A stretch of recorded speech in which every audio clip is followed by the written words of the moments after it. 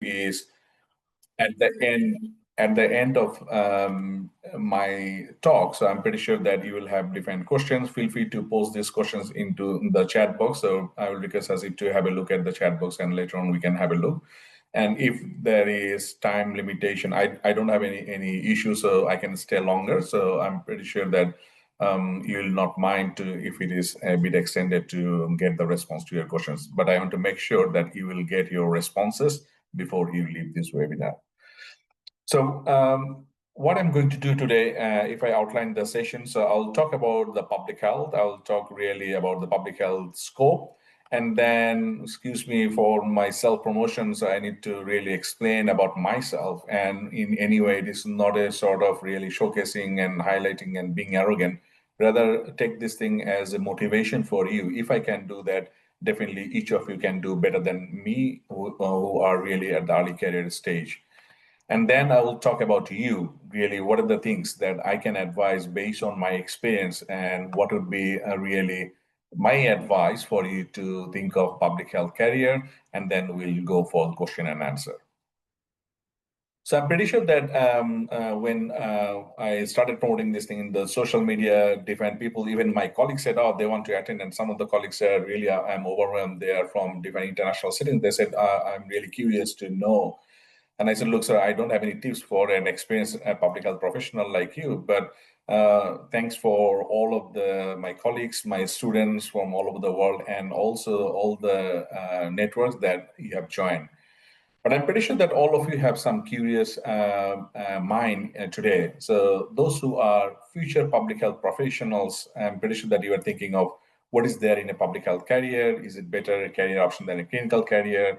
Should I switch my career? If I complete public health qualification, what would be the job opportunities? How should I prepare myself to start my career? Those who are current public health professionals probably are thinking, how can I be more productive in my career? For both groups, I'm pretty sure that you are thinking of what are the opportunities in Australia. Now, my objective for today's session is really those who are still unmotivated but curious. I'll try to make you motivated and confident participant at the end. So if that happens, then I will think this time commitment and all of your efforts and all of my efforts for discussing and sharing my journey will be really successful today. So those who are working in different sectors, but you have not yet thought of public health, just giving a brief overview, what is public health? I'm pretty sure that COVID pandemic has taught us what is public health. Previously, I used to struggle to let people know, explain this thing, what is public health, but COVID pandemic has really shown us what is public health. So if you look at this thing, you can find different keywords, different highlights that constitute public health. If you think of collaboration, it's multidisciplinary, the research translation, health promotion, education, research. So there are different aspects. One of the common thing is about really, is it the part of medicine, and what is the difference between medicine and public health? And previously in our days, usually only the health professionals, or someone with the health background, and more specifically in some countries, it is only doctors who could do public health. But that concept has changed. And COVID pandemic has shown us really we need to have multidisciplinary people if you want to address any public health issue. But as a whole, if I want to say, what is the difference between medicine and public health in general? When a doctor deals with an individual, in public health, we really deal with the population. And in terms of individual focus, doctors focus on disease diagnosis, treatment, and care of individual, whereas in population, we really focus on disease prevention and health promotion. So that is the really basic difference between the medicine and public health. Those who are working, I know that some of the people are in the medical science, you are studying medicine. So probably you are thinking, really, what is the scope? So with due respect to the clinical medicine, there is no conflict between medicine and public health. But for public health, really, it works in the population level, in the wider population level. Now, if I say you a bit more theoretical concept about what is public health, so really it promotes and protects health of community people, prevents people from getting sick, promotes wellness by encouraging all the healthy behaviors. Okay, now in my talk today, I'm going to share with you a few examples, and that will showcase really what is the scope of public health. And I know that some of the registrants and some of the participants, probably you have attended my sessions earlier. And this is the example that I always share this thing, and I've been sharing this example really probably over 10 years now. But this is the classic example that I got, and I was really blessed to get this opportunity to experience this thing. And this example will showcase really what is the scope of public health, right? So at the beginning of my career, I will talk about my career later on, but let me give you this example, then you can understand what is the scope of public health. So this example is really focusing on evidence generation to research translation. I will explain what is this, but let me focus on the incident, what happened. I was born and brought up in Bangladesh, so I started my career in public health in Bangladesh. So on 26th of February 2008, about 17 and 18 years ago, I was working at that time at the government institute where my job was to do the epidemiological investigation and to support the outbreak investigation anywhere in the country. I was working with the government organization, which was the national authority to manage the outbreak in the country. We got a report on one day, one child died and with an illness characterized by fever, generalized body ache, cough, difficulty breathing, and mental status change. Those who are coming from the clinical field probably you can understand. So that patient really presented with the symptom of encephalitis. And then we got the message two siblings were admitted with similar symptoms, referred to the capital city, and one of them died on the way. So that was the report on a particular day in February. On the next day, we got a message from the neighboring district that four patients from the same village were admitted with symptom of encephalitis, exactly the same symptom that was noticed in the neighboring district, and four patients died. Were admitted to the hospital. One patient from the same village died on the way to the hospital. One patient from neighboring village also died on the way. So within the span of 2 days, from two neighboring districts, we got this message there were people, and the issue is deaths due to unknown cause. So that is the message that we got from the clinicians, from the hospital authority. They don't know what is the reason for this death, but people are really dying. So when we got this report, 9 out of 10 people have already died. So look at this scope. So the clinicians, they could not do anything because really they tried to treat the patient, but the patients died. But we don't know what is the reason for this death, right? So that is the scope of public health, how we come into place, and where the clinicians really said, oh, we don't know. And then we come into place to help them to find out the cause. What happened after this thing? So in public health, there is an urgent need of outbreak investigation. We need to identify what is the cause of that outbreak. So clearly, those who are in public health, so you understand what is outbreak. I'm not going to the definition, but that is the classic outbreak. So we need to identify what is the reason for this thing, why people are getting sick, why people are dying, and more importantly, we don't want more people to die. So we need to develop strategies for prevention. So the steps that we followed, we identified the suspect case, we searched for additional case, and when we got this message, so 9 out of 10 were already dead. One patient was admitted to the hospital. So following the method, what we have done, we collected data. We could not interview the patients who are already dead, so we interviewed their proxies, their parents, their peers, their friends, their family members. We asked them about their behavior, asked them about what did they do. So we tried to collect those data. We also did some lab investigation. We collected blood, CSF, and throat swab from the patient who was admitted to the hospital. And then we did a case control study. I'm not going to the study design. Those who don't understand about the study design, just think of a further investigation that we did. Is called case control study. And then after all this investigation, what we have found that the patients who died due to those symptoms, all of them had a common criteria. All of them drank raw date palm sap. And I'm pretty sure that you are familiar with this culture that date palm sap is consumed raw, and it is a really natural delicacy. People have been drinking this thing for hundreds of years, quite common in Bangladesh, India, Pakistan, in the subcontinent. So what happens? Those who don't know the raw date palm sap, so they put a pot into date palm tree. They cut the buckle and then put the pot. So overnight there is a sap that is collected into the pot, and in the morning that is sold, and there is a group of people who also sell this juice, and then it is usually consumed raw. And that is the natural delicacy that they got. Now, our question was, all of them drank this date palm sap, but really what happened all on a sudden? that all of them were dead because they have been consuming this thing for a longer period of time. Then we tested the raw dead palm sap. What we have identified, there was an existence of Nipah virus. And we also found the same thing when we got the result from the throat swab, from the blood, from the CSF. We also got the existence of Nipah virus. So we identified, yes, the patient was affected by Nipah virus. We also identified the dead palm sap that also contained Nipah virus. Now we need to make that connection. How this thing is, how the cycle is happening. Where did the Nipah virus come from into the dead palm sap? So we need to do that investigation.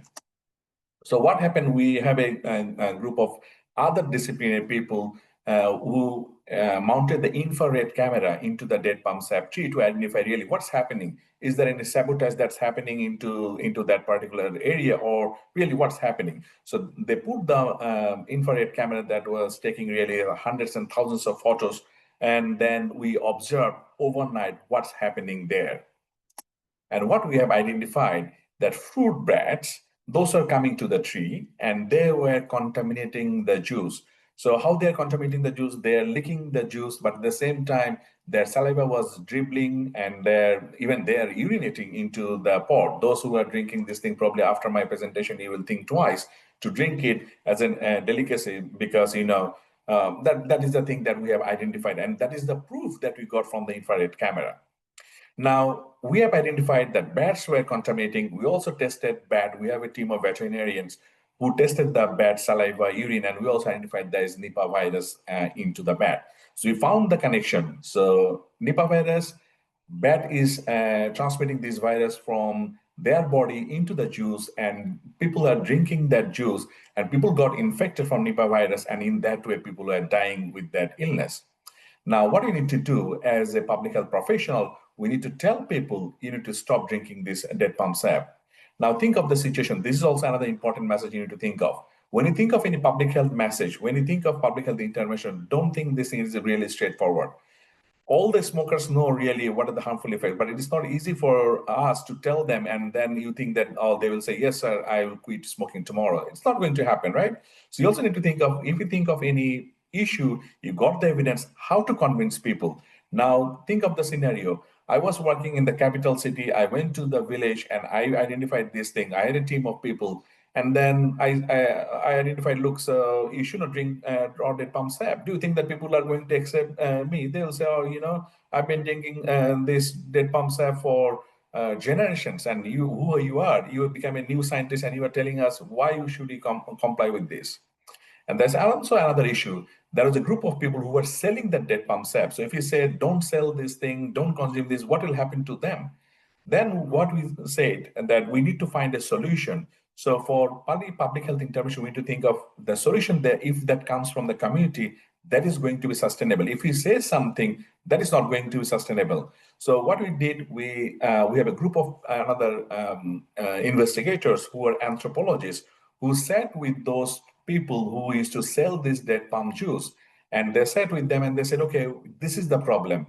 What is the solution that you think that it could prevent spreading that infection? So after this, they said, okay, this is the solution. So they said locally available bamboo. So they developed the bamboo skirt that could cover the dead palm sap collection site, and then bat can't contaminate this thing, and that juice can be consumed without any risk. So the solution came from the local community. It was sustainable, and then we started preaching the message to the villages. Look, so yes, consume this dead palm sap, but consume this thing from the people who were collecting this thing in the safer way. So that example that happened really about 17 years ago, and I'm really blessed to get an opportunity to be involved in that research, to lead that research. After that, nowadays, after 17 years, the government has taken lots of initiative. Government has done the awareness material in the local language so people can understand. So there was a good awareness. Nowadays, if I tell, and I'm sure that when I started talking about, so many people have already related this thing that, yes, it's a Nipah virus. At that time, when I did that research, people did not know this thing. People had no idea. But now people know this thing. Now you may ask, okay, so are people not dying of Nipah virus? Yes, people are dying, similar to smoking. So as a scientist, our job is to tell the evidence so people can make informed decision. Smoker, they know their harmful health effect, right? But they can make informed decision when they know. Our job as a scientist is to tell them this is the evidence, and then you make the informed decision. So this is the example that I want to share with you to kick off today to understand what is the scope of public health. So you think of this thing. Now, if I tell you for any research, when we do this research, we generate the scientific evidence, we do publish, we disseminate this message, and whatever we do, our objective as a public health professional is to improve health outcome. How health outcome will be improved? Either through policies or through practice. This is the thing, this is the example that I told you. So that's called the research translation or knowledge translation. We have identified the evidence and then the practice was changed or meant to be changed. Some of the policies, say for example, smoke-free policies, why that was developed? Because we found the evidence that the non-smokers were being affected by the smokers. Therefore, the smoke-free areas came in. So that is the connection of the policy. So whenever we do any research in public health, we always think of what's next, how it is going to improve, how it is going to influence the health outcome of the population. So that is called research translation. So also keep this in mind. Whenever we do any research, we just don't do research for the sake of having a publication, but how it is going to contribute to this specific group of population, we also need to think of this. Okay. Now, what is the common ground for a clinician and a public health professional? As I told you earlier, so there is no conflict between the clinician and the public health professional. It is really clinicians look for the evidence, and we, as a researcher, we generate evidence. So clinicians do the evidence-based practice. They find authentic evidence, and they understand the evidence, and we start generating the evidence by being research active, and then we publish this thing.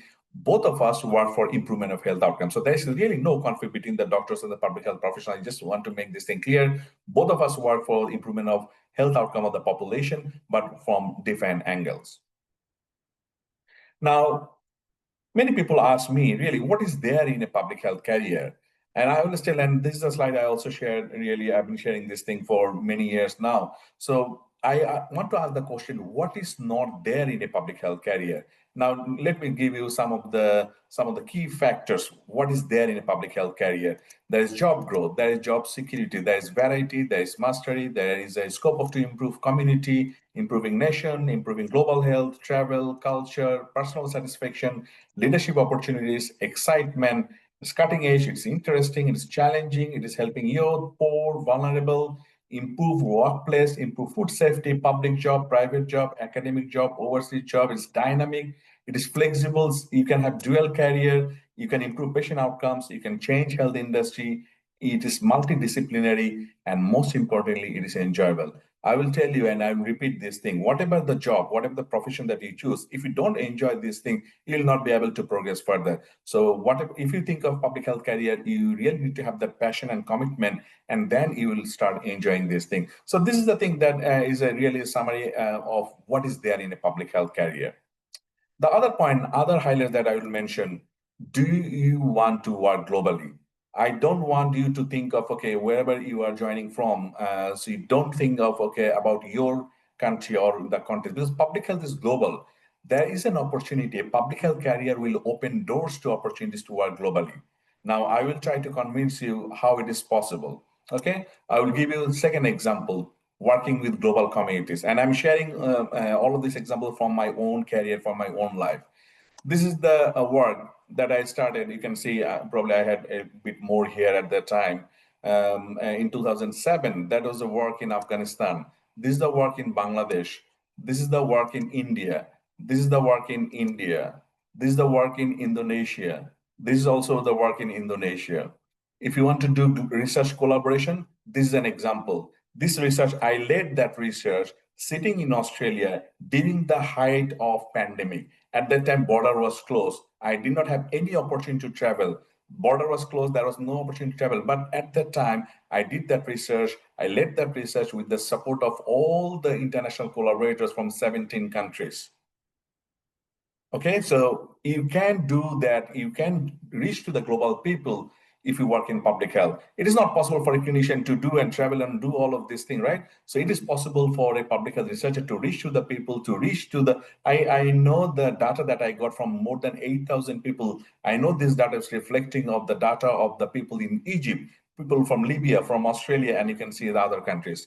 So this is one study that I led from 17 countries. We got about 13, 14 publications that established a global collaboration with all of these people, and I did not have to travel. And I have not traveled in many countries in my career. Another example, another global study that I led in 2023, 2024. Again, 16 countries. I never traveled to Mexico, but I had a collaborator. And if I want to do another research, I'm pretty sure that we'll get this collaboration. So that is the beauty of public health. It is really exciting. You can work with the collaborators. Some of the collaborators I have never seen face to face. All of the connection that happened through different communication, different channel. So it is really, you can really reach the global community once you start developing your career. Okay, so that is the example 3 about the global research. Now, example 4, educating and mentoring next generation. If you love teaching to the people, so you can really teach and you can reach to the people from different settings. So these are my students of MPH students in Australia at my Federation University. I got the opportunity, this is the students at Timor-Leste. These are the students from Timor-Leste. So this is really in Indonesia. I have a very good connection, and I'm not sure how many people join from Indonesia. I call this thing really my second home. All my friends in Australia, they say, oh, probably you have a home there. So I really travel to Indonesia, and they are really fantastic collaborator. So we have been working with them. I've been working with them for a longer period of time. So there is an opportunity to work in global aspect. Okay. Now let me talk to you a bit more about myself. I started my career as a medical doctor. I graduated from the best medical college in Bangladesh. I'm really privileged to get an opportunity to be graduate from Dhaka Medical College, that's in Bangladesh. And then after I finished my MBBS, I got an opportunity to work in a multinational drug company. So that's called Sanofi Aventis. So at the time, there are different responsibilities I had to do. And one of these things that really attracted my attention to come to public health is the role was to focus on the cancer prevention and awareness involved in the clinical trials. But at the time, just after finishing the graduation, I had no idea. And I will tell you more, because when I started this thing, I did not have any example in front of me to think of public health career. Unlike now, many early care researchers, they are thinking, even during the MBBS, oh, I want to develop my career in public health. At the time, I did not have any idea, really, what is public health? I had no idea. I did not have any idea what is the scope of career in public health. But when I started working in this thing, in that corporate culture, in the multinational company, I learned the professionalism, I learned supervision, I learned leadership. So everything that we do, that is really important. And at that time, I got the opportunity to publish the first article in a local national journal. Okay, so that is the research that I did with a clinician, and really that attracted my attention. I was thinking, okay, I am doing this thing, but really I don't know. I really need to understand about this. What is public health? How to do research? I have no idea on this thing. So I thought that I need to equip myself with the qualification so that I know more about public health. That encouraged me to take the next step to enroll into Master of Public Health at James P. Gann School of Public Health, that is in BRAC University in Bangladesh.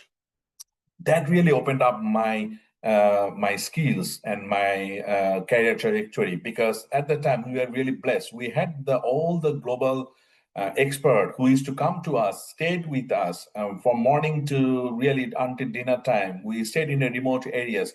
They used to stay with us. They used to come for 2 weeks, and we used to really go for the breakfast, attend the class. We used to work and we used to talk. So when you talk with those global experts, you understand what is the scope. What is the global scope of public health? It's not only within my country. So I learned the theoretical knowledge. I got the practical exposure to do the research, interacting with the professional. But at the same time, in our cohort, we had 50% national, but 50% came from international settings. We had students from Bangladesh, India, Pakistan, and US, Canada, UK. So we had students from different parts of the world, and we used to share our knowledge and expertise. And then I really did a thesis, and that was an individual thesis. That was hands-on training of doing the research. And I'm really proud to say I was the first person within my batch who was able to publish this thing as my first international publication as the first author. So that is the research that I have done during my MPH. I'm really grateful to my supervisor who really guided me, and then that is the first publication. So once I get the first publication, then I understood really what is the importance of the publication. I'll talk more about the publication later on. Anyway, so after finishing my Master of Public Health, I got the opportunity to work in public health program, and I joined BRAC, that is the largest NGO internationally, and they had a program in different countries. So I chose to go internationally rather than nationally. I looked at all the national program that was happening in Bangladesh, and together with my wife, both of us joined BRAC. So I took the position of project manager, medical officer. My wife took the position. She's also a medical graduate. She took the position to look at the maternal child health. So both of us traveled all over Bangladesh, looked at the BRAC program, and then we went to Afghanistan to work on BRAC program in the health. And that is a really lifetime field experience that we got. I'm pretty sure that I will not get this opportunity in my life. So I've seen few people registered from Afghanistan. I'm not sure whether you're listening to me. I really loved Afghanistan because the people are really good. We got a really great opportunity to work in public health. So just sharing some of the photos. Sometimes, media exaggerate all of this. The media say, oh, it's really war-torn country. It is really this thing. Yes, they are developing country. They are resource poor settings, but there are lots of scope to work in public health. Just sharing some of the photos for your interest. This is a primary healthcare setting where patients are waiting outside. This is really, I was a bit thin at the time. Again, probably more here. You can see working with the community health workers. And this is the old saline they were preparing in the community center and community health center. People used to come and drink this thing from there. Beautiful grape trees. I really love the Afghan kebabs. So really, it smells really nice. So I really enjoyed that time. And beautiful architecture. You can see this thing. So this is the photo of from the mosque at Mazar, and beautiful Salang Pass. So really beautiful natural scenario. At the same time, it's not only the war, it's not only the Taliban, but also there's a beautiful rainbow. So life is really normal there. Okay. So I really enjoyed these things. A lifetime field experience that I got to work in public health program. After that, I came back to Bangladesh and I joined probably the best research organization in the country, where there are lots of international delegates who work there as a chief scientist and then train us to be a scientist. And I'm really blessed to get the mentoring of my supervisor there. I learned research training, I learned scientific writing, and the outbreak investigation that I told you about Nipah virus outbreak. So that is the thing that I have done while I was in ICDDRB, but I was placed in the government organization. And at that time, I also learned how to work with multidisciplinary team. And after doing that research, so this is the research that I published. And if you're interested, just Google this thing. You can find that article, have a read of the entire story that I summarized in this thing. But one thing that I would like to tell you, during that research, during this publication, I have learned my mentor, Professor Stephen Luby. He was really a great mentor, and from him I have learned how to write correctly. And you can't believe this thing. I tell this thing, and I've been telling this thing for more than 10 years now. It took me 2 years to write this when my supervisor said, yes, it is now ready to go. I will never forget in my life, I had to go to 29th draft before he said, yes, he is happy for me to submit. I've been supervising many students. Many students have already graduated, even with their PhD. Probably have not given them any trouble to go through until 29 draft. But that is the thing I have learned, how to be really productive in research, how to do this thing. So that is the thing, and there's multidisciplinary people who are involved. There are 16 authors. I also learned what is the value of authorship and relevant to citation. So that is an example. I always keep this thing in my precious memory. It is really thing that I have learned, and then I try to share this knowledge with my students now. After doing this thing, then I will now quickly go through about my other career journey. Then I came to Australia. I started my career in Australia, got the scholarship to do PhD in public health from University of Adelaide. And at the same time, near to the end of my PhD, I also did certificate program in global tobacco control from Johns Hopkins University. And really, my PhD was also focused on tobacco and heart disease. But at the same time, once I finished this thing, I was thinking, okay, PhD is the highest qualification. I have done this thing, but I am really interested. I love teaching students, but I don't have any teaching qualification. So I really need to have that qualification. What I have done, I did the graduate certificate in higher education, curriculum teaching and learning that equipped me how to teach the students at the university level. So I did this thing from La Trobe University.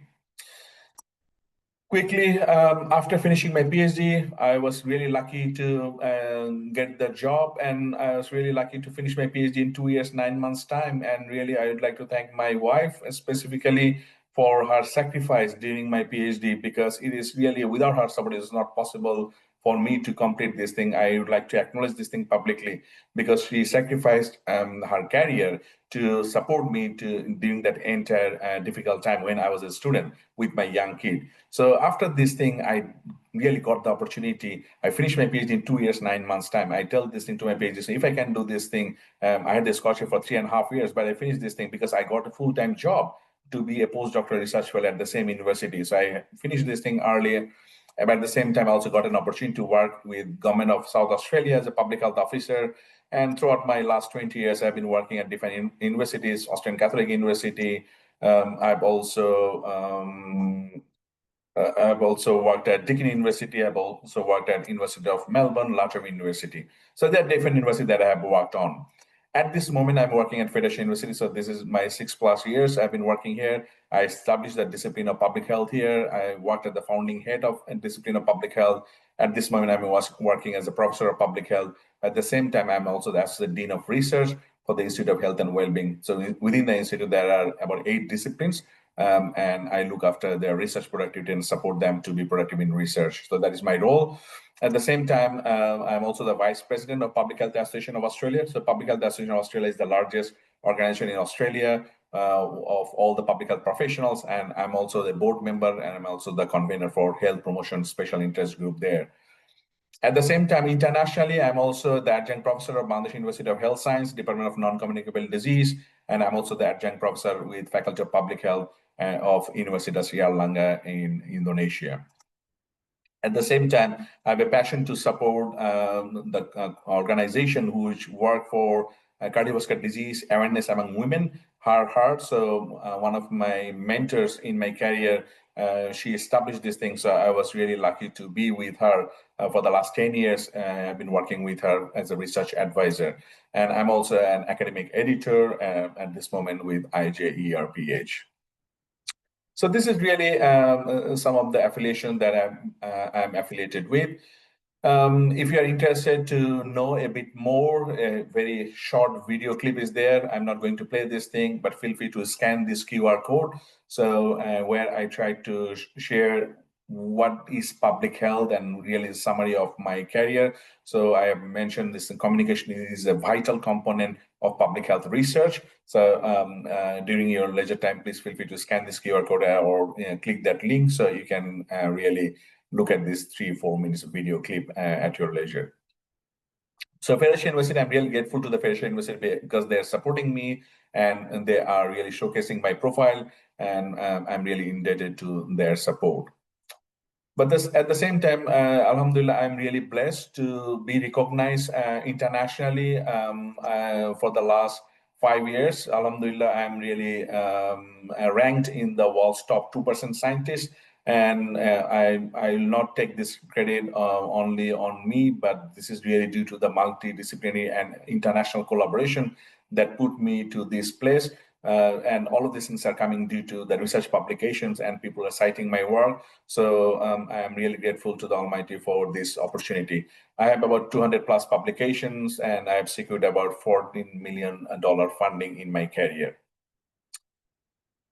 I'm also lucky to be recognized through different awards. I'm just sharing a few of the awards. Vice Chancellor Award for Research Practice, Research Excellence. So I was recognized by my university Vice Chancellor. I was also recognized by the Council of Academic Public Health Institution Australasia. Is a national organization. I was a winner for this thing in the research category. I was also recognized by the Bangladeshi community here. That's called You Made Us Proud. And more recently in Indonesia, probably 2 months ago, I was also a recipient of the Student Mobility Award winner. So Best Representative Award of World University Association for Community Development. Meeting with collaborators globally, I'm blessed to have global collaborators and just sharing some of the photos just for your encouragement. So this is my global collaborator is back in 2019 with World University Association for Community Development in Indonesia, where the global collaborators came together. This is a snapshot of global collaborators in India. And this is really some of the global collaborators here in Malaysia and with few of my PhD students there. These are the collaborators and my mentor who is beside me, Professor Mahmoud Rahman from Bangladesh, and there are some senior people there. These are again some of the senior people and collaborators from Bangladesh recently, and this was also probably last year. There's in the National Heart Foundation conference, and you can see and my Master Public Health mentor, and also some of the collaborators from Bangladesh are there. And this is the new collaborators and some of the existing collaborators, and I met with them last week. So that was in Malaysia, in Kuching, and I'm really grateful to Professor Isma Anissa. I'm not sure whether she has joined today. So her hospitality and really her leadership in arranging and bringing all the collaborators into that one place. So I'm really blessed to get the connection, and I'm pretty sure that with the new connection, we can do some more collaboration. And I'd like to mention again the sacrifice of my wife and my kids to allow me to do this thing. They always complain, okay, why do you need to go? My daughter, teenage daughter, say, oh, why don't you attend this thing through online? Why do you need to travel? So really, the online experience and the face-to-face experience is completely different. You understand this thing very well. But again, I'd like to acknowledge my gratitude to my family members to support me in having this global connection. To give you more motivation, creating agents of change. So once I started being the senior people, so I need to really develop the next generation professionals. So I have also developed a program where I'm bringing my students to Indonesia. I'm grateful to Universitas Erlangga for their support. So we have been bringing our students from Australia to Indonesia. They go there to have the field experience in public health. So this is the aged care settings in Indonesia, where our students went there. They experienced really what's happening there. Some of the photos that I'm sharing, we went to the community settings, and they really loved this thing. We also went to the Islamic boarding school. They understood how religion can play an important role in the health-seeking behavior. So they learned this thing through practical experience. We also try to promote mental health there. So one of the campaign that happens in Australia is called Ask Are You Okay? So we also try to promote this thing in Indonesia to show, look, so there are different occasion that we celebrate this thing. And this is really one of my students from Fed Uni and a student from Erlangen University. So you can see the joy in their faces. At the same time, we always do public health campaigns beyond borders. So if you're interested, have a look at this. If you Google, you can find that article. Please have a read at this thing. So that is really helping the students to grow. At the same time, I also enjoy supervising my research students and sharing some of the photos again. So this is the photo of one of my PhD student, and I also involve my PhD student to do deliver a lecture with me. And this is a recent event that also happened in Indonesia in Faculty of Public Health. I'm grateful to Professor Shanti Martin, the Dean of Public Health, where she gave the opportunity to co-present with me, and two of my PhD students also co-presented there. So this was my first PhD student who graduated really long time ago, and now she's working in US. These are some of my PhD students, and you can see, probably you can understand from the color. So they are mainly from subcontinent, Bangladesh, India, Pakistan. So they are from there. And we also do some informal gathering. It's not only the study and all of these things, but we also do informal gathering. We love food. I'm pretty sure that you understand our culture, so we don't miss this thing, and we sometimes enjoy with our students. But at the same time, this is the last conference that happened this year. So there was a conference where all of my students presented, and it really, my students really are really my vehicle for success now, because if they are successful, I am successful. If they fail, I fail. So I believe on this thing. So I try to support them in the best of my ability. Again, sharing some of the scopes, invited talks globally. I have really more than probably around 100 invited talks so far internationally. Just sharing some of the recent one. So I'm really grateful, and one of these things is really that's happening with Comstech today. I'm really grateful to them, and I'm pretty sure that from this thing we can do many more. So just sharing some of these recent things. I'm regularly interviewed by media, both at the national and international media. Again, sharing this thing. This was from SBS television in Australia, where they really interviewed me about there was an incident about the high cancer increase due to pesticide use, and we also did a research on this thing. So they interviewed me, did this thing in the TV. When I went to Bangladesh, there are a couple of programs that I attended, and there are different media radio interviews that I also attend. One of the latest things that I would like to share with you, ABC News Australia, they recently showcased my research probably last month.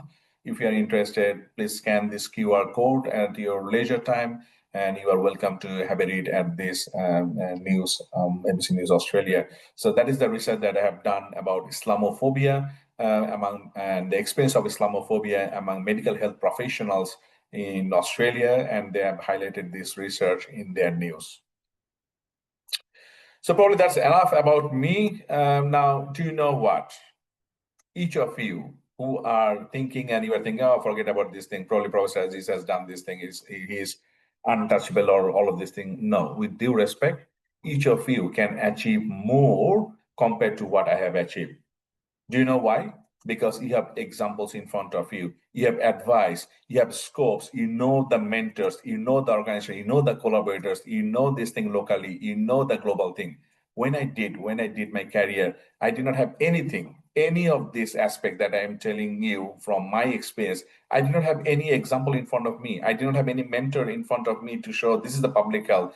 I didn't have that. I at the time, and with the development of technology and after the pandemic, you can reach to any global things. Say, for example, today's platform, people from 10 countries, you are attending this thing. I did not have that opportunity when I started my career. Okay, so if you get this thing from the beginning of your career, so think of the boost and think of the expectation. If I can do this thing without that guidance, each of you should be more productive than what I have achieved today. Okay, and again, what I have said, I have not finished learning. Always, when I work with my mentees, when I work with my students, when I work with my collaborators, I always learn. I always learn, and I will make one statement that I have learned in the conference last week when I met with all the collaborators. And the organizer, Professor Isma, she mentioned one powerful statement. I learned this thing, and I will keep this thing in my mind. She mentioned, if you want to do collaboration, you need to make the friendship first. If we make the friendship, collaboration will come in a natural way. What a powerful statement. I have learned this thing from her. So really, these are the things I always learn. So it's really never ending. Probably until I die, I will continue learning. So what are the issues? So let's talk about you now. So what are the issues that you should consider for a public health career? Whether you should think of doing a qualification first or education first. There is no right or wrong answer. So if you get an opportunity to finish your education, then focus on qualification, focus on experience, that's okay. If you think of, okay, you'll do Master of Public Health and go involved in your work, then come back for PhD, you can also do. So there's no right or wrong answer for this thing. You also need to make some decision. Where do you want to do, if you want to build your public health career, if you want to do qualification, which country you want to go, or you want to do this thing nationally. With due respect, definitely in the national organization, try to look at what is the best organization where you can do your qualification. Don't just look for the certificate, because really a certificate will be of no use if you don't learn, and you will struggle down the track if you don't learn. We understand, when I talk with a student, I understand what that student knows. I don't care about the certificate. Certificate will come later on. But when I talk with the people, I need to understand, you understand about public health, okay? So try to learn this thing. Wherever you do, try to learn.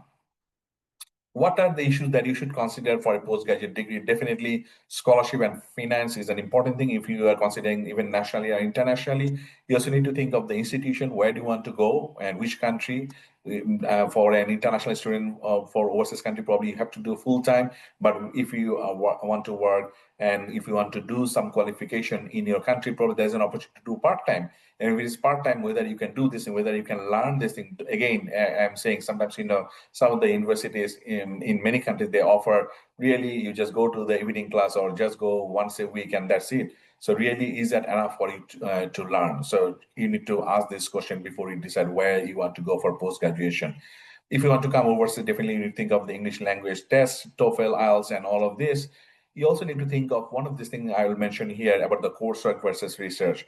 Sometimes, people want to do Master of Public Health overseas, and they are really scared about the term research because research is a scary term. But the benefit of if you do research, you will keep the job options open after you finish your Master of Public Health. If you don't do research, you are blocking one path. You can't apply for the research related job. So why will you keep your options closed when there's an opportunity for you to learn? So my advice will be, if you want to go for Master of Public Health in many of the universities, even in Australia, if you look at this thing, there are Master of Public Health with coursework. There is no research component. I would encourage you to go to the Master of Public Health course where there is a research component because it's a good opportunity for you to learn. And down the track, if you are thinking to do a PhD, then this research component will be very helpful.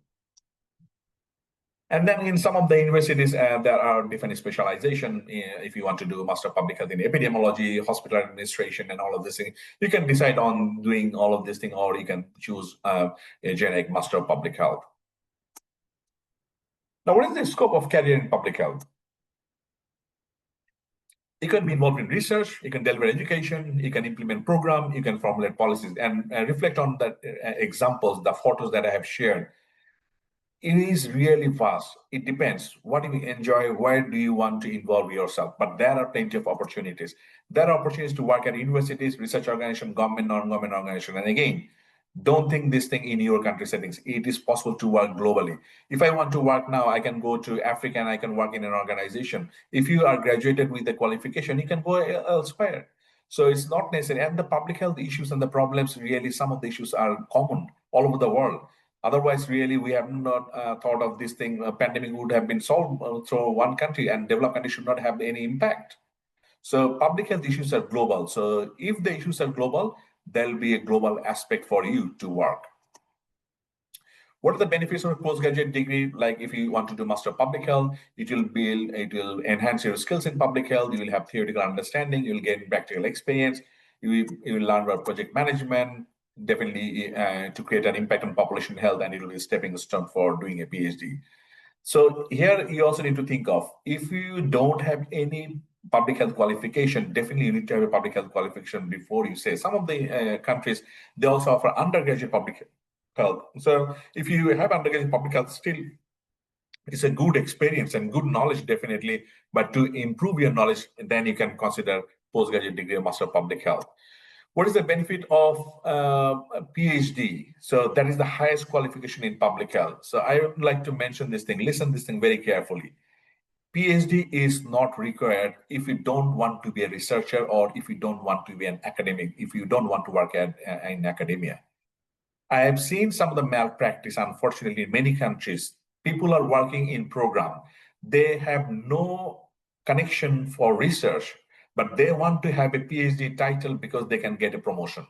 I strongly discourage you to think and to take this pathway because this is really a wastage of your time, energy, and all of these efforts. Okay.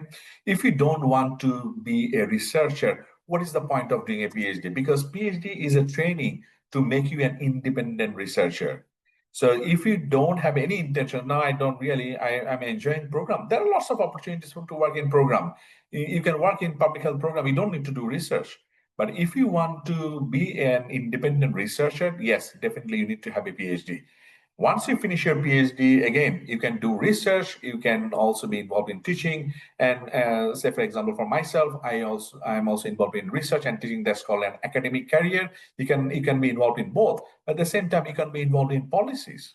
Okay. So again, think on this thing. If you don't have any intention to do research, don't think of doing a PhD. What are the issues you should also consider about the thesis? Again, I have mentioned it's really important to consider the thesis. Try to do in Master of Public Health, whenever you choose any Master of Public Health from anywhere in the world, try to choose the research pathway, try to do thesis. It is difficult, it's challenging, but try to do this thing. I have seen very malpractice in some of the countries, with due respect. They don't do any thesis, but they have this thing ready for their certificate. And they do this thing really plagiarism, they do contract cheating, they have this thing, go to the online thing, and they have the thesis ready without knowing anything about the research. You will get the certificate, but you will not be able to utilize this thing. And I also had this bad experience. I frequently I get requests from different people. Can I do research with you? Can you be my mentor? I said, okay, what have you done? And I have met with many students who said, oh, I finished my MPH. I said, okay, tell me about your MPH thesis. When I asked them, after some time, they acknowledge or they can't answer my question. So that means really, I don't care about your certificate. If you can't answer my question, that reflects what you have done. And some of the students frankly acknowledge that they have not done anything.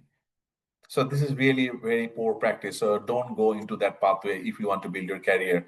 Research experience is really vital. So before doing Master Public Health, after doing Master Public Health, try to get involved in research. Sometimes it could be a paid position, sometimes it could be a voluntary position. As long as you are involved in research, that is going to build in your CV.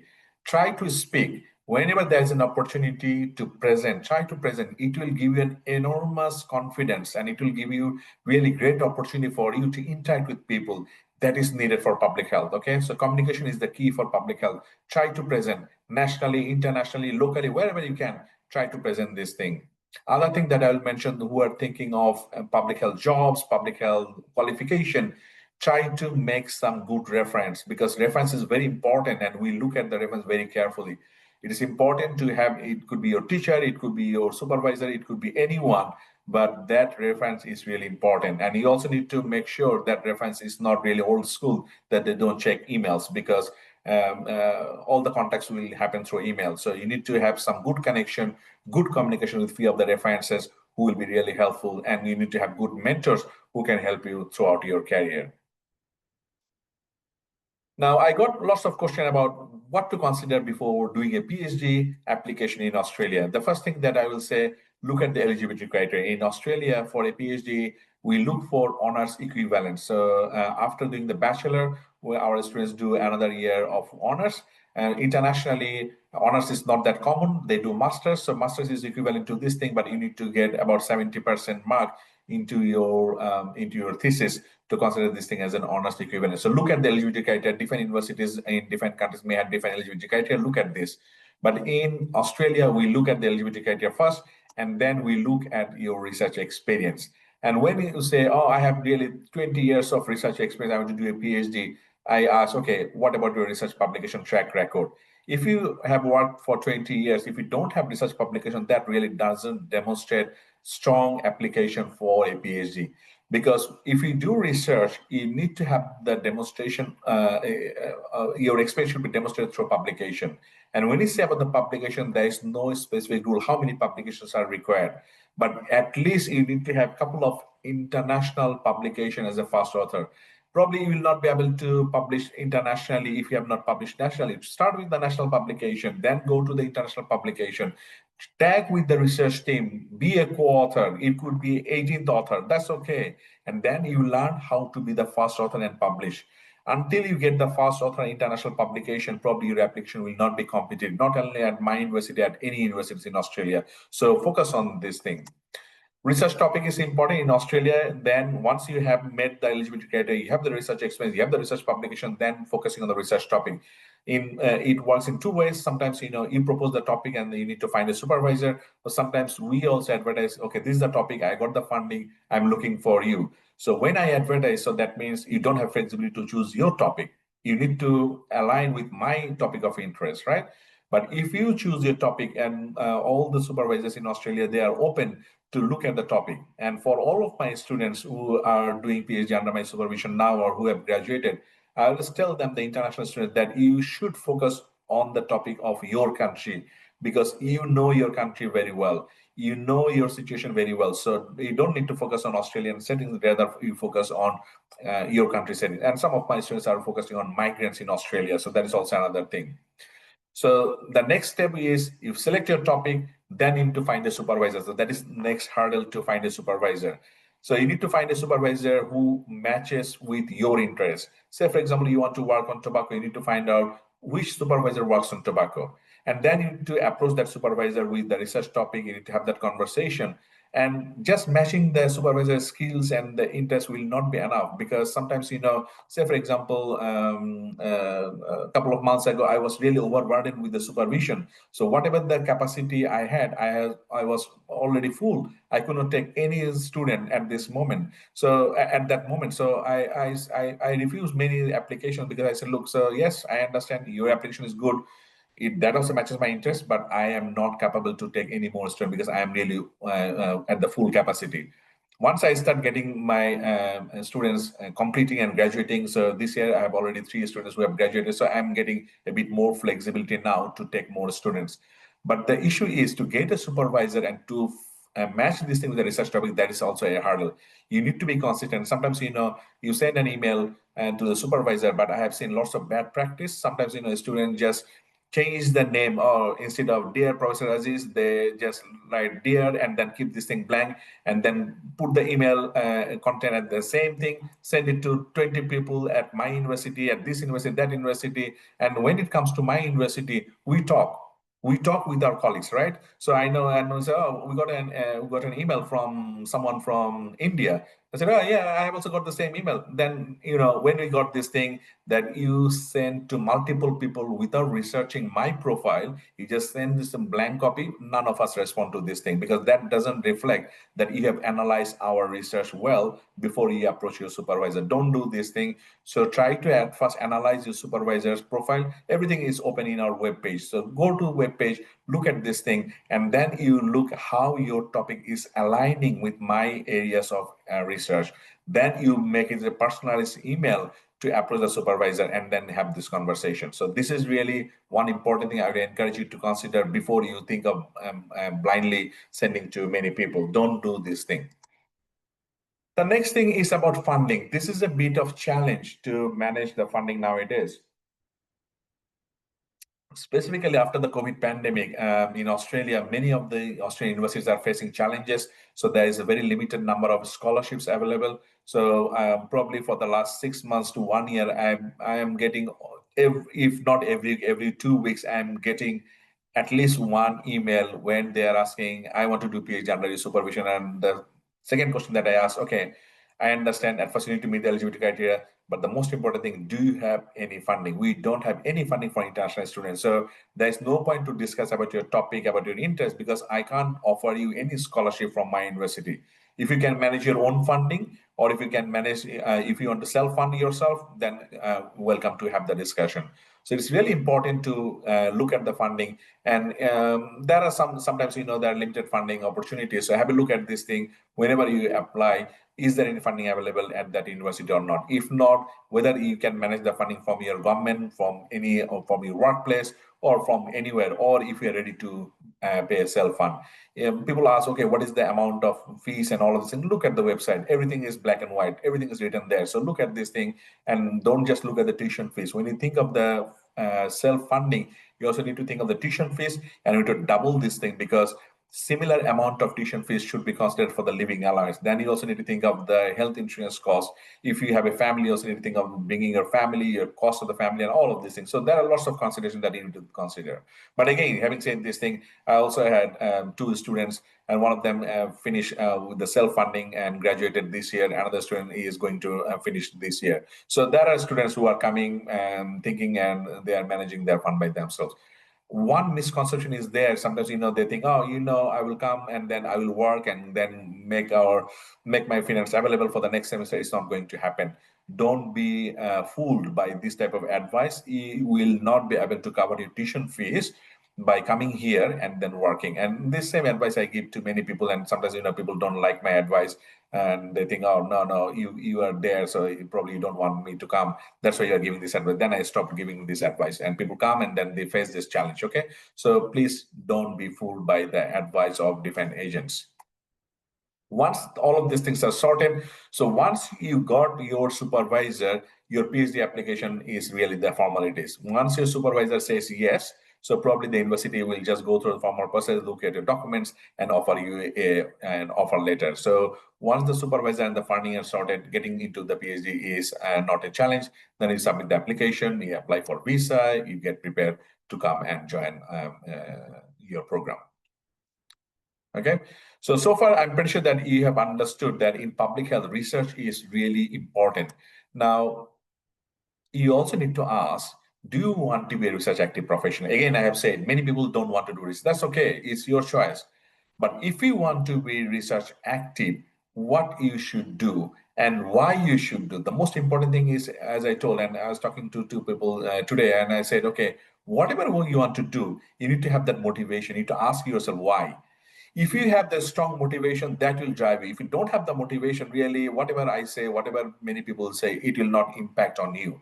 So ask yourself, yes, it looks really nice to see, oh, yes, I want to go to the conference and present this thing. Yes, I want to publish this thing. Yes, once you publish this thing, you create a legacy. Say, for example, for my publication, I'll not be here in this world in the next 50 years, but people will read my paper and I'm creating my legacy. Which profession will give you this opportunity? I tell this thing to my people, to my mentees. Look, if you want to keep your legacy when you will not be here, if someone wants to do research on Nipah virus, probably after 100 years they will find my paper, right? So this is the thing, you are creating that legacy. In being a clinician, probably people will forget in 20 years time once you are gone. This is really the attractive field of work, and you can do this thing once you are research active. But the first question is why? Is it your own interest? Is it the interest of your family members? You want to career progress, have the career progression, or you want to study progression? You want to have a promotion in current job? You want to further education? You want to contribute to your discipline, or you want to really thinking of changing the practice policies? You want to impact on population, or it is really your curiosity? Okay, so I'm pretty sure that many of you who are here, they are thinking of, yeah, definitely whatever I'm doing, I need to have this research and have publication, promotion, current job, and career progression. These are the most common response that I get. But you really need to think of what is the driving force that will lead you to be the research productive. Okay. Now, what does research active mean? That means you need to have the theoretical knowledge, you need to have practical experience. Now, ask yourself, do you have enough theoretical knowledge to do research? Then if yes, then think of, okay, then you need to utilize that theoretical knowledge to have the practical experience. Okay, and then you can start contributing at first and then lead the research project. You can then lead research paper, you can contribute to the research grant, you can present at any conference. So the first thing you need to ask, theoretical knowledge, and then you need to have the practical experience. So the bottom line for a research career is publish or perish. If you don't publish, really forget about your career as a researcher. So whatever you do, you need to do this thing very well. If you don't do research well with the research integrity, with the ethics approval and all of these things, no journal is going to publish. No good journal is going to publish. Then really, you really need to rethink about the process, about the method. So you need to do that in the authentic manner so you get the chance to publish this thing. Now, giving you some of the tips. Say, for example, some of the audience, probably you are the students. And then you think of how I can contribute or lead a research paper. Well, think of this thing. Whatever the course that you are doing, being a student, is there anything? Is there any research component there? Is there anything with a publication plan? If yes, and plan and proceed accordingly. If no, then make a plan whether there is any possibility for any component of your study to convert it into an article or to do any research. Discuss with the supervisor, and you can start with publishing in a newsletter, journal article, newspaper. Start with writing something and publishing this thing somewhere. Once you start publishing, even in a local journal, that will give you the confidence to move to the next. Don't just go straight that you will be able to publish at Lancet on the next day. It's not possible. You need to take a small step at a time. Take a small step, start publishing locally, then you go national and internationally. For early career researchers who are already in the research, have you already finished your project? I have seen lots of people who have done lots of projects, but that doesn't end up in publication. This is a very bad practice. You really need to consider whatever you do research, try to at first do this thing in an authentic manner and then try to publish this thing. If you have already finished your project, go back. Those who have finished your master public health, you have done your thesis in an authentic manner, you have not published, is the right time. Go back and look at this thing, whether you can convert it to a manuscript and publish this thing. If not, then think of a relevant research question. And once you get a research question, choose an experienced mentor. And that mentor could be anyone. It could be from your discipline, it could be from other discipline, it could be from your institute, other institute, it could be national, international, anyone. Choose an experienced mentor, discuss with that mentor. This is the research question that I'm thinking to do. Can I get some guidance? And then start publishing the newsletter journal articles. Again, I'm saying start with small and then you can think to go big. The other thing that I will mention, now you may ask how to find a collaborator, how to find a supervisor, how to find a mentor. Everything is about communication. So in previous days, definitely you used to get the contact through emails, connect with the different organization like Comstech that they are doing this thing. So connect with different organization, look at their activities. But I will strongly encourage you, all of you who are attending today, if you don't have a LinkedIn profile, open a LinkedIn profile after this lecture because this is very vital if you want to progress in your career. LinkedIn is not a Facebook or the what is that called, or Instagram, or all of this thing to post the social media. Keep up your social media there, but LinkedIn is the professional profile. If you want to grow your network, so be familiar with LinkedIn. Try to follow. What are the benefits of LinkedIn very quickly? And the other point that I would like to mention here, and I have a session definitely probably down the track, I can take a session. I took a session in Indonesia recently. 1.2 billion people are using LinkedIn. Do you know the world population? About 8 billion. So 1.2 billion people are using. If you're not using, you will be missed out. And this is, again, I'm saying it is not a social media. It is the media for the professional people. So try to be active at LinkedIn. You can expand your network and influence. It is also important for job hunting, professional development course. There are lots of free courses that you can do. If you have a premium version, if you need to pay for this thing, you can connect with people you don't know and recruiters. You can get updated with research, news, events. If you don't want to do anything because you don't have anything to post, that's okay. You just follow people. You just follow your research area. Okay, who are the people? I'm working in mental health. Who are the people working in mental health? What are the organizations who are working in mental health? What are the policies? Those are there. Just think this thing as a newsletter, as a newspaper. So you look at this information. If you like something, then once you like, try to share. And then once you start sharing, try to add some sentences on this thing on the share. In that way, you start growing.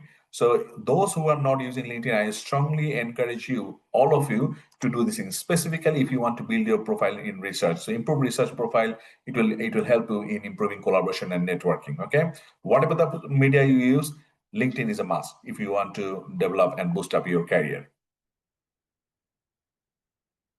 I'm near to end of my talk. So the last thing, why you should consider Australia, and this will be the biased response because really you also need to think of this thing. There are study opportunities, there are career opportunities, living condition is good, there is social security, there is an opportunity of permanent residence, there is an opportunity of Australian citizenship. And I tell this thing frankly to people, probably if you think internationally, Australia is the best country to choose in that way because if you spend your time for any study, master, PhD, or whatever it is, then there is an additional benefit that you can apply for permanent residency by utilizing the duration of time you will study. Probably no other countries will give you this opportunity. So try to consider this thing when you are considering abroad. But again, you need to think of the opportunities. You also need to think of the eligibility. You also need to think of the fund. You also need to think of the scholarships. How can you find course details in Australia? Now people are confused. Okay, how can I get this thing? Really, nowadays technology is really advanced, and there are about 40 universities in Australia. But there are it's called Group of Eight Australia. These are the top most universities in Australia. After these 8 universities, all the universities are almost similar or the same.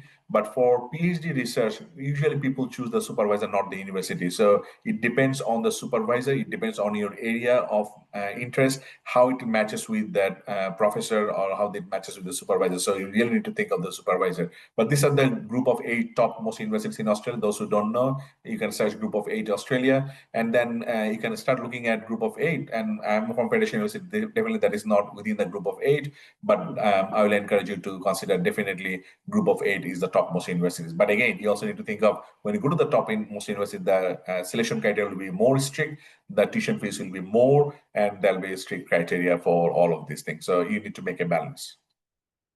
Sometimes, people think of, oh, I want to come to Australia for migration. So really, this is not a topic of my expertise. But again, don't be fooled by different messages, different promotion, different thing, or different people. These people said, that people said.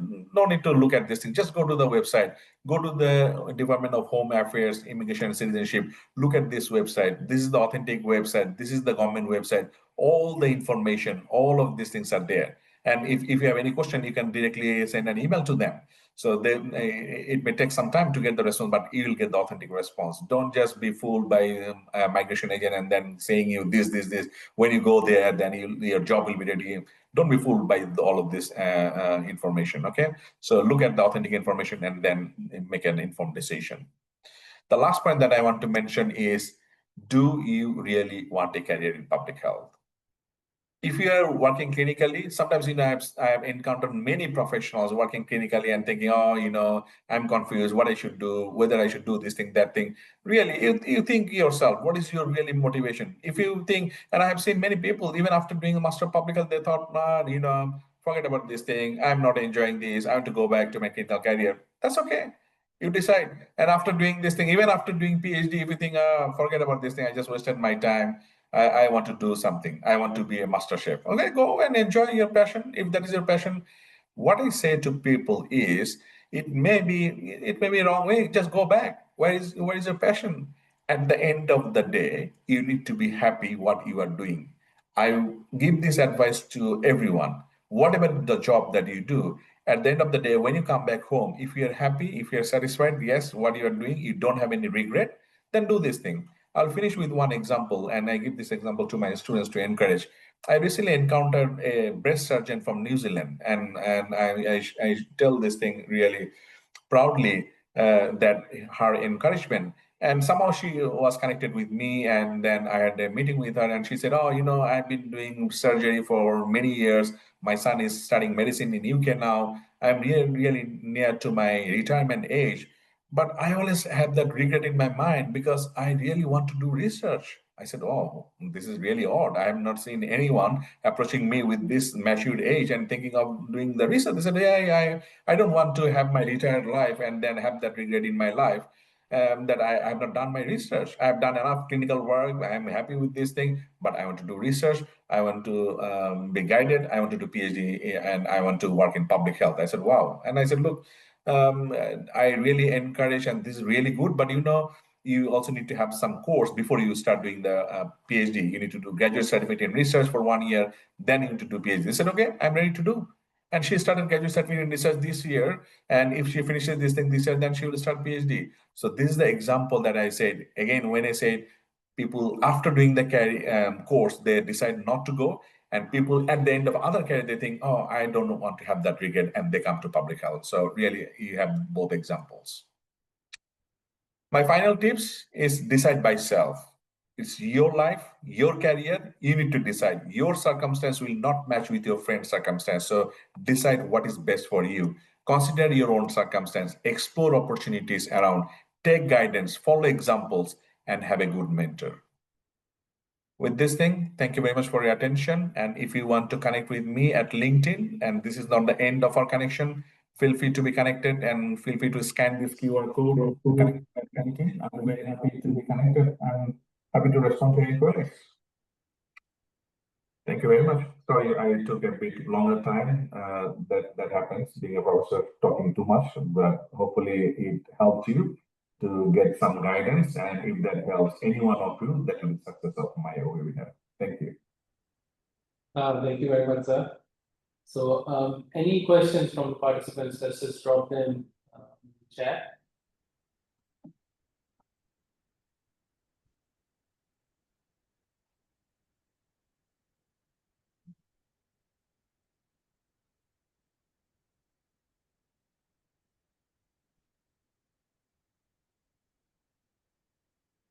Someone has asked, I'm not sure how relevant it is, but they have asked if you could share something about the career of a medical laboratory scientist in this Australia.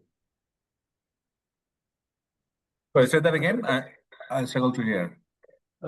So someone has asked a question. I'm not sure if it's that relevant to the talk, but they have said that if you could share something about the career as a medical laboratory scientist in Australia. Okay, in terms of medical laboratory scientist, someone has asked to open up the QR code, so I'll keep that open while I'm responding to this. So in terms of medical laboratory scientists, again, I am not in that profession, so really I'm not the best person to advise on this thing. What I will suggest, just look at the different university websites and then look at what are the opportunities there for medical laboratory scientists. Definitely there are different opportunities in that profession, but again, this is really not public health, so I'm not expert and probably I'm not the best person to answer to this question. I will advise you just look at the website and look at what are the course offering on this thing, and then you look for this thing. I have just shared the QR code for LinkedIn. Well, I'm happy to respond to other questions. So one, Ms. Rabia asks that what is the gap you understand is in Pakistan as a public health career and how we can work on it? What is the gap in? In basically they've asked what is the gap in public health career in Pakistan and how we can work on it. So I guess this should be similar for the whole South Asia.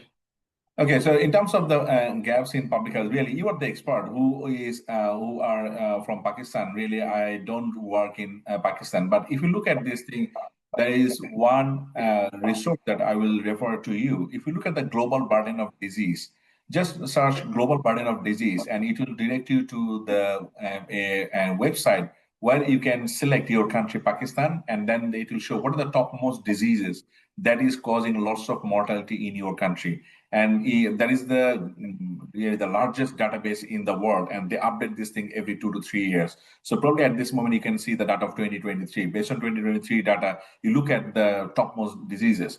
As a whole, global economy, heart disease is the topmost reason for mortality of many people, and I'm pretty sure the situation is same in Pakistan. But there are also some of the risk factors attached with this thing. Tobacco, air pollution, and all of this thing is definitely in the top. Hypertension is also on the top. So look at this thing. Definitely non-communicable disease is on the top. With the advancement of the science and technology, so communicable disease has gone down, but non-communicable disease has gone up, and Pakistan is not a different. So I'll encourage you to have a look at this thing, and then you just decide which area you should focus on. And after the COVID-19 pandemic, mental health is also another big area of concern in many aspects. So also look at this. There is another question. It says, funding is a big issue. How to technically handle it in a research proposal? Funding is a challenge. So there is really, even I shared with you all the success and glorious story. I've not shared with you all the unsuccessful stories, really. So there are lots of unsuccessful stories behind the success. So you really need to, there is no magic rules for this thing. You need to pursue and you need to apply, because if you don't apply, you don't have any chance. So you need to take a chance, but at the same time, you also need to think of, for any funding, it is always important whether you have any pilot data. If you have a pilot data and if you have that, then the funders will be confident to give you that funding. Think of this thing, you have $100 in your pocket. Will you be confident to give to someone when someone will say, oh, I'm going to the shopping center and I'm going to buy this thing? I'll ask you, have you ever been to the shopping center? They'll say, no, but theoretically I know this thing. What is there? I'll go this. Will you give that $100 to that person, or will you give it to someone? They'll say, oh yes, I've gone to this thing. I've not gone to the bigger shopping mall, but I've gone to the smaller shopping mall. Then you get more confidence to give the money to the one who already got some experience. Same thing will happen for funding. And it is very competitive. So you really need to make sure that the project proposal is really sound. You need to have an experienced person, and always pilot study is a plus point. But at the same time, they also look at who are the people who are involved in the project. So if you got the experienced people, your chance of success is more. Okay, there's another question by Pramula. Is there any difference in the degree program of general public health and clinical public health? There's a lot of confusion in this degree program in Pakistan. Okay, so in Australia, so there is nothing like this. It is really in the public health, but there is also clinical research, and there's a public health research. Probably you are referring to this thing. One is public health research, one is clinical research. So in public health, in post graduation, there is no difference. I have not seen any difference in Australia, but it depends what you want to do. So that is clinical research where you focus more on the clinical aspect of the research, and it is really dealing with the patients outcomes and all of this.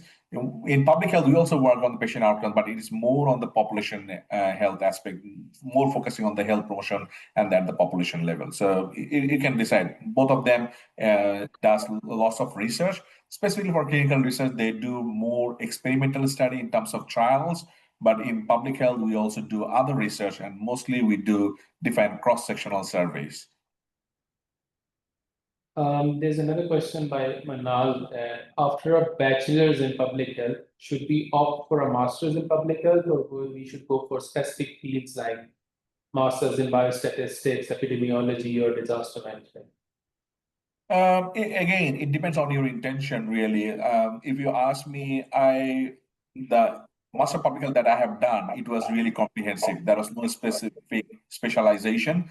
So I will encourage you, if you don't have that specific passion, really, I want to work on disaster management in my career, then I would say keep that options open. Just do the generic master of public health, because then you can fit yourself into any of the areas. Rather than if you do master in occupational health and safety, then your job is limited to occupational health and safety only. But if you do this thing as a master of public health, definitely you can focus on any areas. You can work on non-communicable disease, communicable disease, anywhere you can fit yourself. So it's better to be open. A similar question, is it a good approach to study masters in public health from a foreign university after a PhD from, let's say, Pakistan? Well, that is a difficult question to answer, because you have already achieved the PhD, and I know in terms of the quality of the qualification, it will be different compared to any, not only in Australia, compared to any of the countries, and with the developing and developed countries. So if you have a PhD, and it is really not that, if you are not happy, because at the end, if you have a PhD, as a PhD scholar, if you don't tell me you have done a PhD from Pakistan, I will expect as a PhD scholar, you have this certain criteria in terms of your experience, in terms of your quality. Say, for example, definitely you need to have research publication track record. You understand about the research. You have done extensive research as a PhD. Now, if you think, no, there is a gap there, so that means really probably the qualification is there, but the all the qualities of PhD is not there. In that case, probably you can consider doing upgrade yourself with the qualification in Australia, and it could be a master's. Those are the major questions that have been asked. So to all the participants, I've just shared the feedback form in the chat. So you will all requested to kindly fill up the feedback form. It does two things. It gives us feedback for the webinar and how we can improve it and how we can look at further topics in the similar domain. And secondly, the participants will be issued an e-certificate for this webinar. So whoever has filled up the form, we will send you the e-certificate as per the name and email address mentioned on the feedback form. So you are all kindly requested to fill this quick feedback form. I'll share it once more again for anyone that has missed it in the chat. So you I request everyone to please fill this in until you there's a good days. I feel even I am not feel bad for bad days, but please fill this in, because that will help comstech to think of further workshops and further things that will help all of you. But I would like to thank, and I will thank again comstech and Hasib specifically for your excellent coordination and arranging this. And I'd like to thank each of you who have given some time to listen to me. I hope that you got some guidance, and if that is helpful, probably that will be my success, and let's be connected. Perfect. So we will also, some have requested for your presentation. So we'll share the presentation with them as well. And this lecture is being recorded. So we will upload it on our YouTube channel for anyone to revisit. if they were having any internet issues or for those that missed out and could not connect. So once again, thank you so much, Professor. Thank you. Thank you, For this Rajiv. wonderful lecture. And if there are any further questions from any of the participants, I'll just compile them and I'll share them with you for you to answer. And I believe that is all from our end. And yes, we'll share the presentation slides later on. So any last comments, sir? All good. Thank you very much, everyone. Have a good day. Thank you. Thank you. Thank you so much, sir.